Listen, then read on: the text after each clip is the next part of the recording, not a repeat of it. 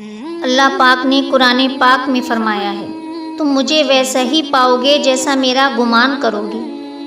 یہ ہم سب پڑھتے ہیں لیکن سمجھتے نہیں۔ کیا تم جانتے ہو کہ جب حضرت موسیٰ کے پیچھے فوج لگی ہوئی تھی تب اللہ نے کیوں سمندر کو 2 حصوں میں بانٹ دیا؟ کیا تم جانتے ہو کہ حضرت ابراہیم کو آگ میں جانے کا حکم دیا گیا تو اس نے کیوں آگ کو ٹھنڈا کر دیا؟ کیا تم جانتے ہو کہ اس نے حضرت یوسف کو کنویں میں کیوں پالا؟ کیا تم جانتے ہو کہ اس نے حضرت حاضرہ کو صحرا کے درمیان میں زمزم کیوں دیا؟ کیوں اس نے حضرت یونس کو مچھلی کے پیٹ میں محفوظ رکھا؟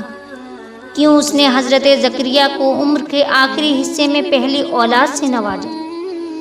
ان سب میں بس ایک چیز تھی، یقین، صرف یقین۔